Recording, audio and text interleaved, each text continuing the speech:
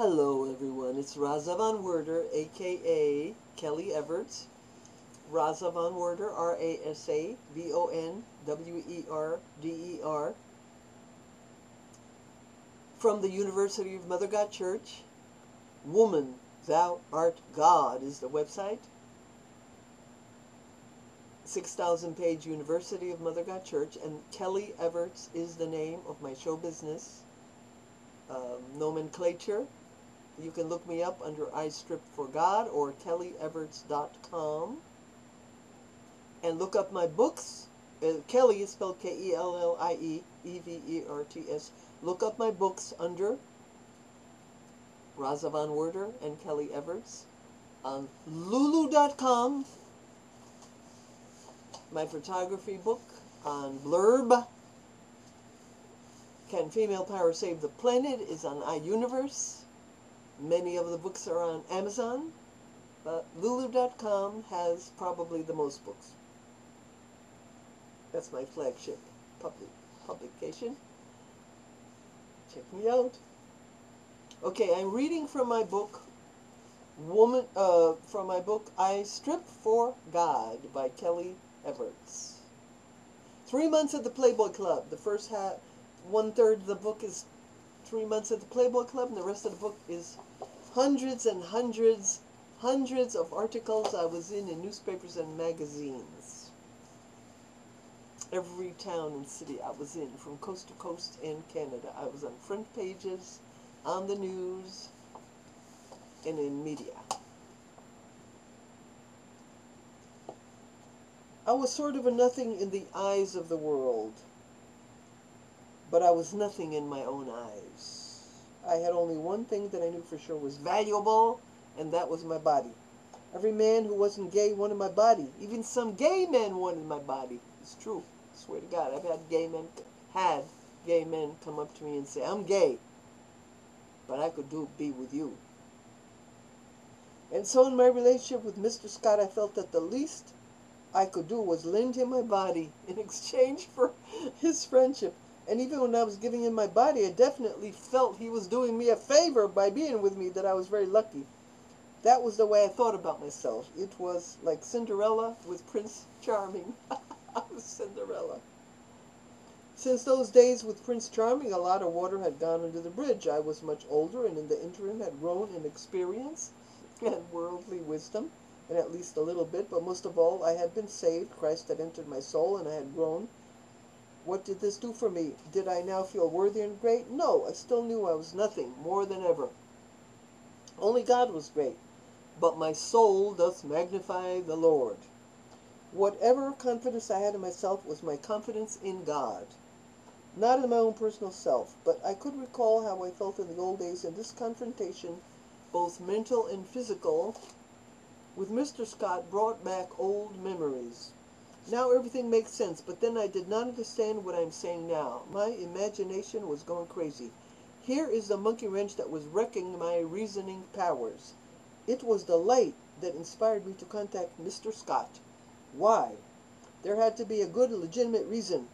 I surmised wrongly. Of course. I thought the way all women think. This is going to crack you up. I surmised wrongly that the light wanted Mr. Scott and I to be married.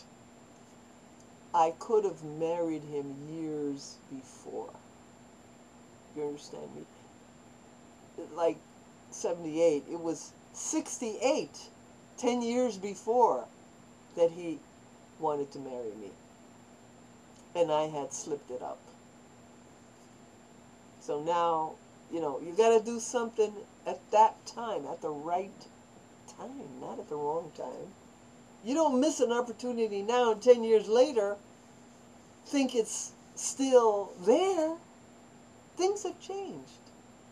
Things have changed. In fact, at this time, Mr. Scott was married already to a young woman who had the guts I didn't have, the confidence that I didn't have. Yes, he was married to someone else, but maybe they were on the verge of breakup or something. Why else would God want me to contact him and see him? I did not imagine then the truth in a million years.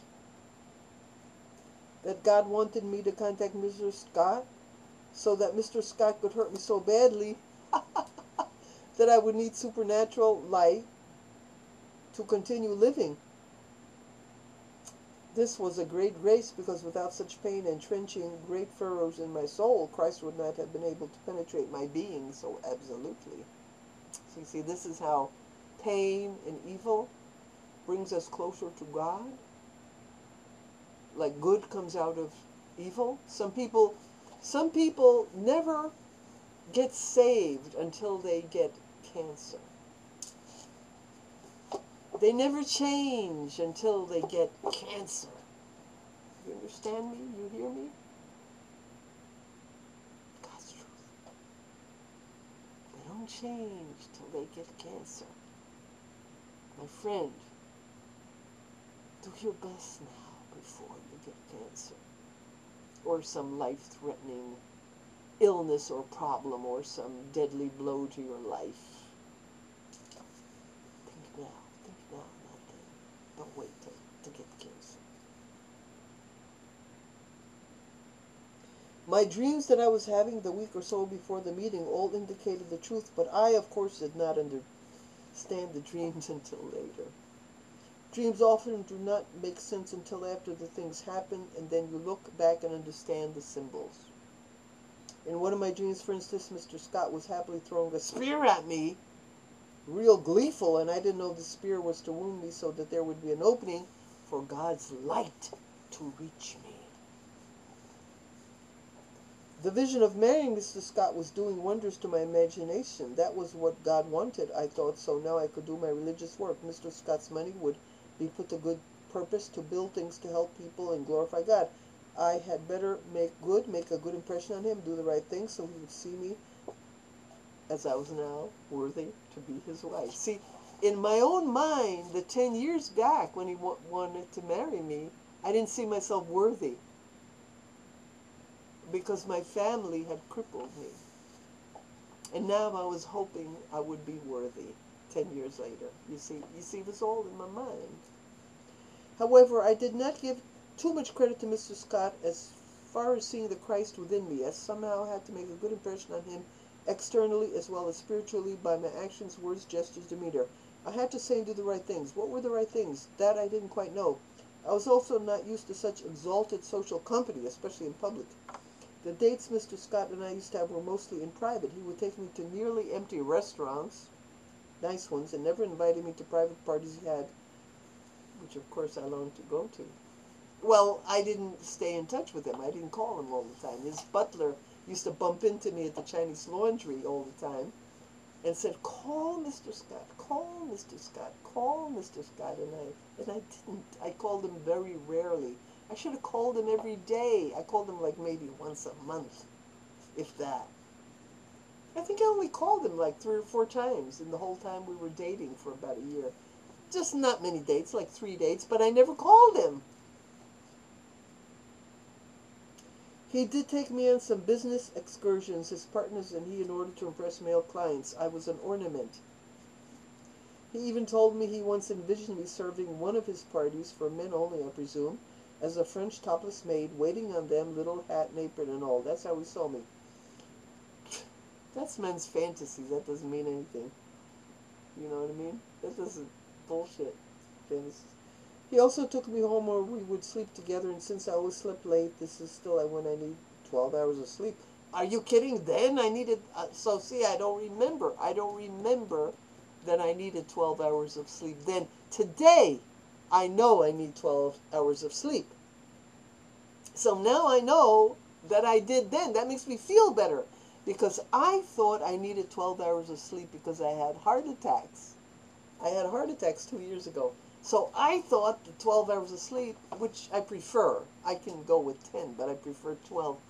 I thought it was because of the heart attacks. But here, I've always needed 12 hours of sleep, this is telling me. And now I know it's because of my mind. My mind never stops. My mind is so active. When I'm asleep, people tell me they see my eyes moving, which means REM movements. I dream dozens of dreams a night. Dozens! I'm not I'm not exaggerating. I dream half the night. Half the night I'm dreaming.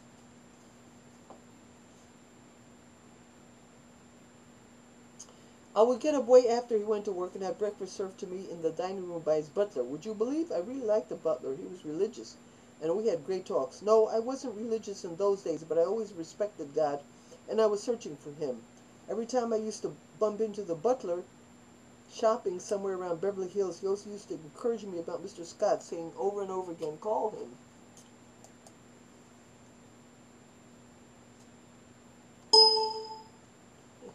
But I didn't call him. Alright, to be continued. I'm gonna pick up in a minute. To be continued.